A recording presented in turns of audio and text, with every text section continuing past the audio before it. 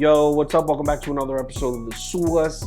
Coming off an okay weekend, we had one really bad day. I think Saturday was like 1-5. The one win was the bet of the day, but it was a bad day. Other than that, we've been pretty much break even every single day. Only 6 NBA games on tonight, and a couple of them are completely meaningless, but let's dive in and see what we can find. Forgot to mention this before. We're going to go live at 8 p.m. tonight Eastern time and go through our favorite MLB win total bets. So MLB future bets. If you're into that, 8 p.m. we'll be live. Me, Prop Beaver, and Toast. Welcome to The Source. The Source.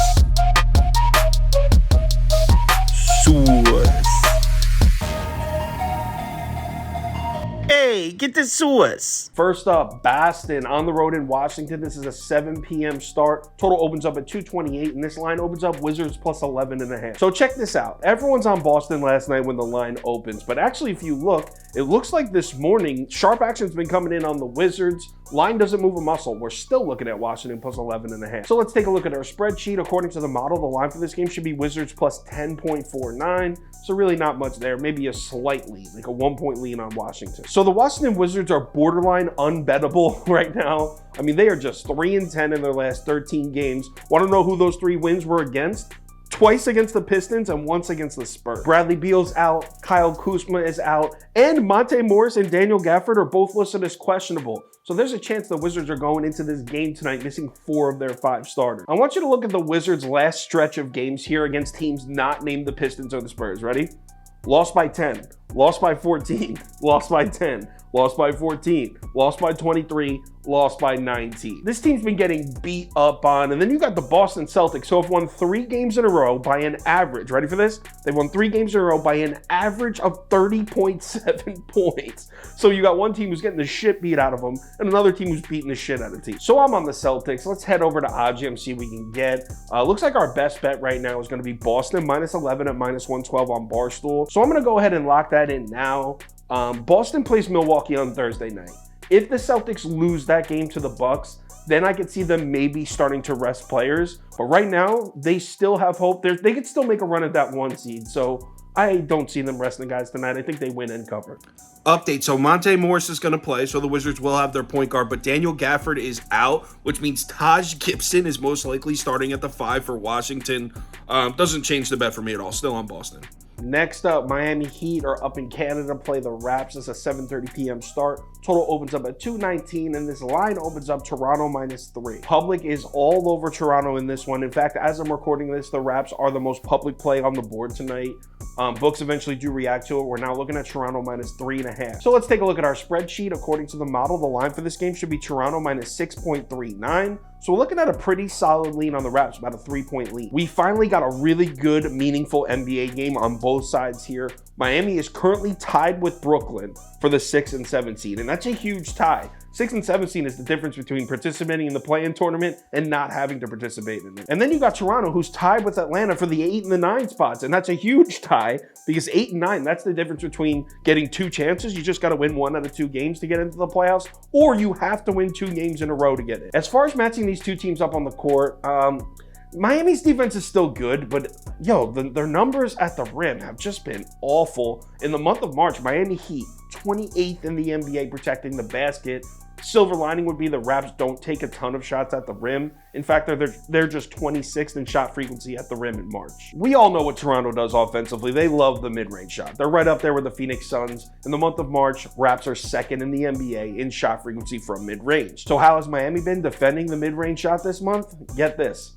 30th, dead last. The worst team in the NBA efficiency-wise at defending the mid-range shot this month. It gets even deeper because what's Toronto's other offensive strength? What do? I always say it. Toronto does 2 things on offense very well. They shoot the mid-range shot and they grab a shitload of offensive rebounds. In the month of March, Toronto is 3rd in the NBA in offensive rebounding rate, one of the best offensive rebounding teams in the NBA. How have the Heat been at keeping opponents off the offensive glass? Not good at all. In the month of March, they're just 24th in defensive ORB rate. That's back-to-back huge mismatches in favor of the Toronto offense. Now, swinging things back to the Heat offense, got to give Miami some credit. They've definitely done a better job of knocking down their outside shots. They're not an elite 3-point shooting shooting team at all, but they were terrible, and now they're doing all right. Combine that with the fact that Toronto really struggles to defend the perimeter. That's their defensive weakness. I think the Heat will connect on some outside shot opportunity. But overall, the mismatches are just too heavy in favor of the Raps offense, so I like Toronto.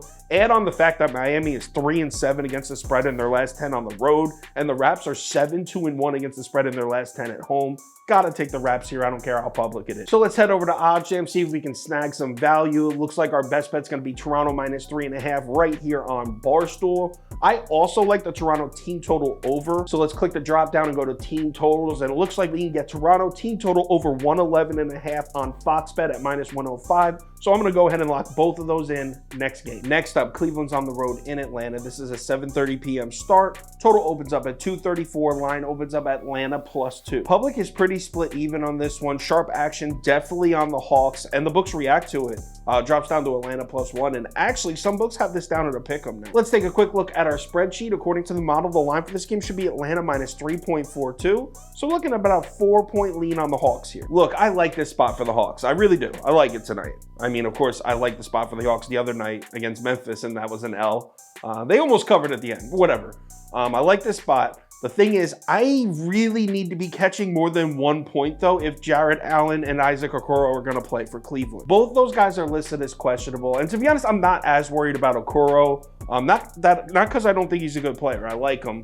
It's just the Cavs are kind of deep at that position. They have Karis LeVert, C.D. Osman, Lamar Stevens. They can fill up Okoro's minutes pretty easily if he's unable to go. But Jarrett Allen being out, as we've seen recently, it changes the whole dynamic of this Cleveland team. The Cavs are still a good team without Jarrett Allen.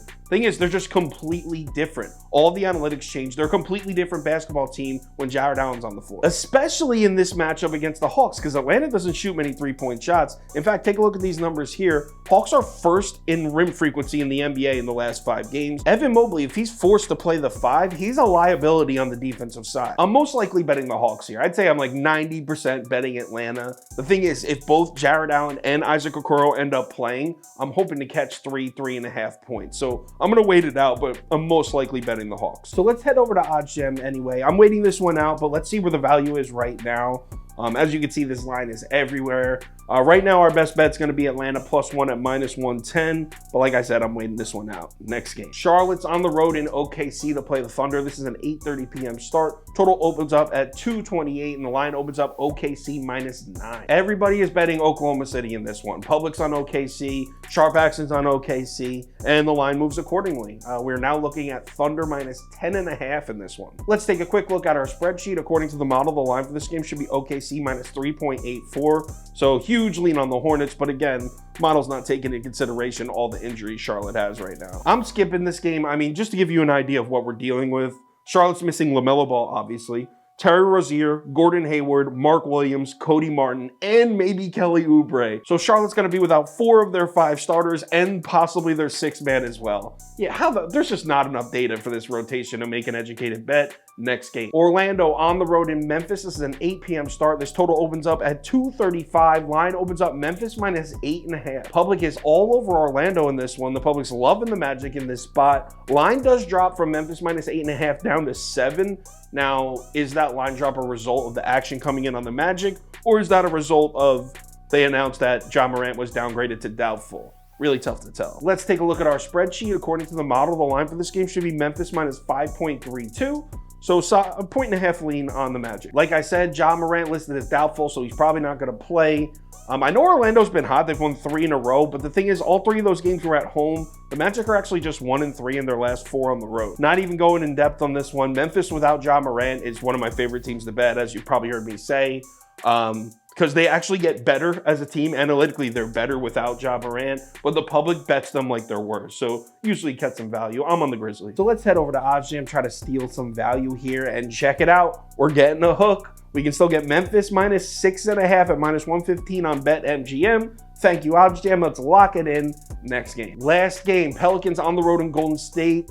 10 p.m. start. Total opens up at 235, and this line opens up Golden State -9. Things are pretty split even in this one. It looks like the action was on New Orleans early, like last night and early this morning. Line drops down to 8.5, and then a bunch of Golden State action comes in. So as of right now, we're looking at Golden State -8.5, and the action looks pretty even. So let's take a look at our spreadsheet. According to the model, the line for this game should be Golden State plus 1.2. So a massive lean on the Pelicans, like a 10-point lean on New Orleans. New Orleans is cooking right now. Check this out. In the past 3 weeks, so a decent sample size, Pelicans are 8th in offensive efficiency, 1st in defensive efficiency. In overall efficiency numbers, ready for this? In the last 3 weeks, the Pelicans are the 2nd best team in the NBA behind only the Boston Celtics. And here's some bad news for Golden State. You know where the Pelicans have really excelled? Defending the three-point shot, and the mid-range shot too. Pelicans have been excellent defensively outside of the paint. In fact, New Orleans has been elite in basically every defensive category except protecting the basket, and they've just been average there. They haven't been terrible. Thing is, Golden State doesn't really attack the rim much. On the other side of the ball, I couldn't really find a mismatch either way because the Pelicans' offense has become very well-rounded. If you rewind a month back, in the month of February, Pelicans were up there with Phoenix and Toronto. They took a lot of mid-range shots. It's kind of evened out now, and that makes it tougher to game plan against. Look, I'm taking the red-hot Pelicans right now. I know it's Golden State at home. And I know the book's putting this line at 9, opening up at 9 is them taking a position on Golden State. The thing is, people are still betting the Warriors because it's the Warriors at home. So I will gladly take those points. In fact, I think the Pelicans can win tonight. So let's head over to Odds Jam and see if we can spot some value here. Looks like we can get Pelicans +9 on something called Fliff. I don't know what that is. I don't even know why that popped up. So ignore that. Our best bet here is going to be Pelicans +8.5 at -105 on DraftKings. Definitely locking that in right now. I might bet this money line later. If anything changes at any of these bets, I will let you know on Twitter. So give me a follow there if you're interested.